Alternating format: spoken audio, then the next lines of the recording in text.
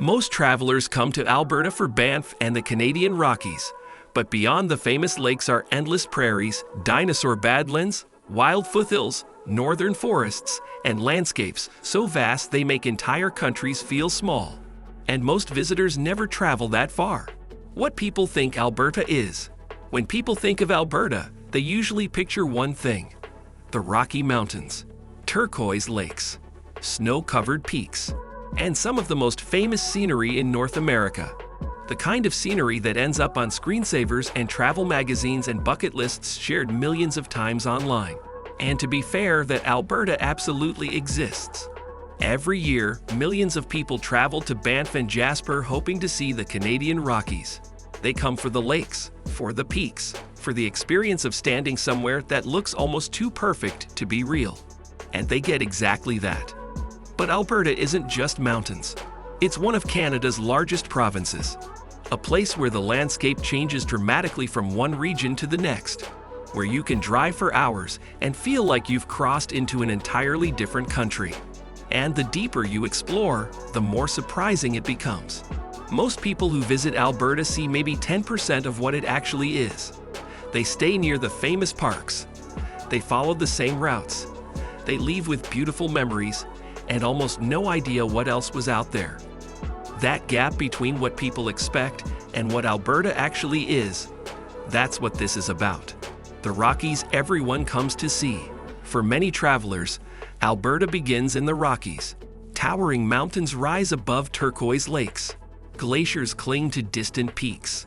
And roads wind through valleys that seem almost impossible to photograph. The scale of it surprises people even when they think they're prepared. Because seeing images of these places is one thing. Standing inside that landscape is something else entirely. The Icefields Parkway alone, the road that connects Banff to Jasper, is considered one of the most dramatic drives on Earth, and it earns that reputation. It's easy to understand why Banff became world famous, why it draws the crowds it does, why people plan for years to come here.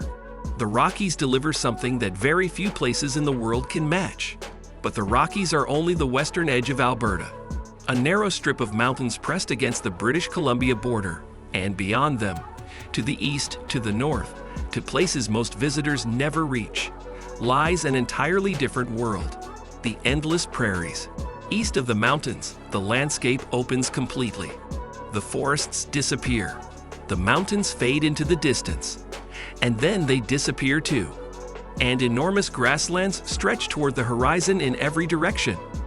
Alberta's prairies are some of the largest open landscapes in North America. The skies feel bigger. Not dramatic in the way the Rockies are dramatic, but vast in a way that's harder to explain. This is a side of Alberta many travelers never experience, but it's one of the province's defining landscapes. And for the people who take time with it, who actually stop and look and let it register, it tends to stay with them. The Badlands and dinosaur country. Perhaps Alberta's biggest surprise lies east of the prairies, the Badlands. Millions of years ago, this region was home to prehistoric forests and giant dinosaurs. The kind of creatures that are hard to picture existing anywhere real. The color of the land here is unlike anything else in the province. Reds and yellows and grays layered into the cliff walls. A landscape that looks ancient because it is.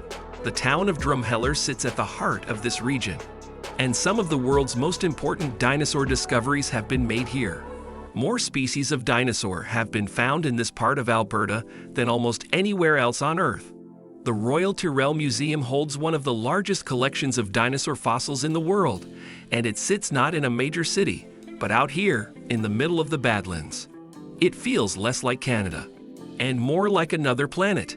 That's the phrase people reach for when they try to describe it. And it's accurate. Most visitors leave Alberta thinking they've seen the province. But the deeper you go, the more it changes. If you enjoy discovering destinations beyond the obvious, this channel is built for that. The Northern Wilderness.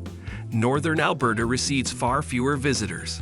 There are no famous lakes pulling people in, no internationally recognized parks on every travel list, but it contains some of Canada's largest wilderness areas.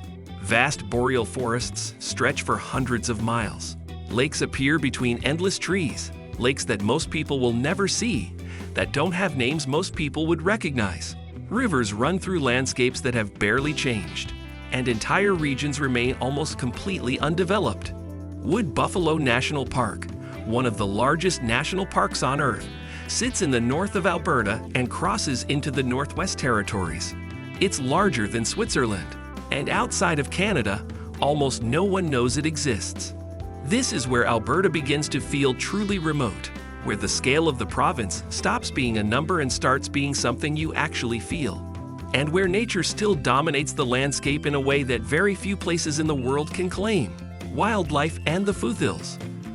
Between the mountains and the prairies lie the foothills, rolling landscapes where forests meet grasslands.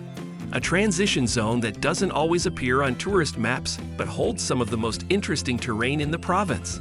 This region supports an incredible variety of wildlife: elk, moose, bears, and wild horses that still roam parts of the province, descendants of horses that escaped or were released generations ago, now moving through the foothills in small herds.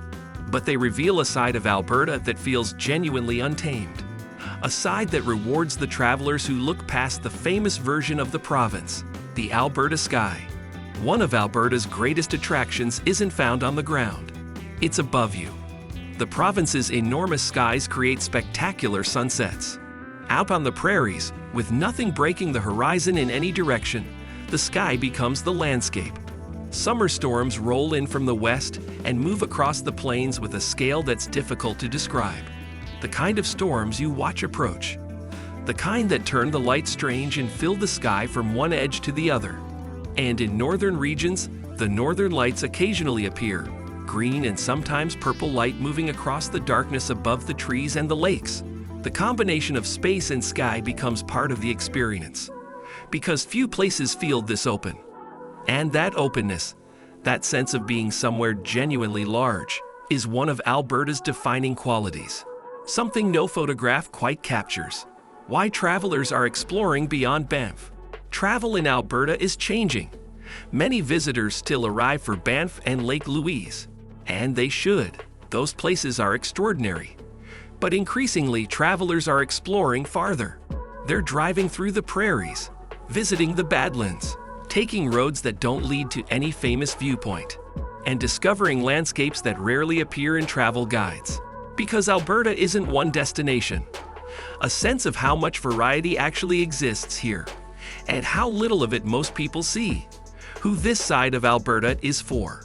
This side of Alberta is for travelers who enjoy variety, for people who appreciate both mountains and open space, for those willing to drive farther, stop somewhere unexpected, and sit with a landscape for a moment instead of just photographing it and moving on, and explore beyond the famous lakes. Because Alberta rewards curiosity. Every region tells a different story, and the full picture of this province is one most people never get to see. Alberta isn't just Banff.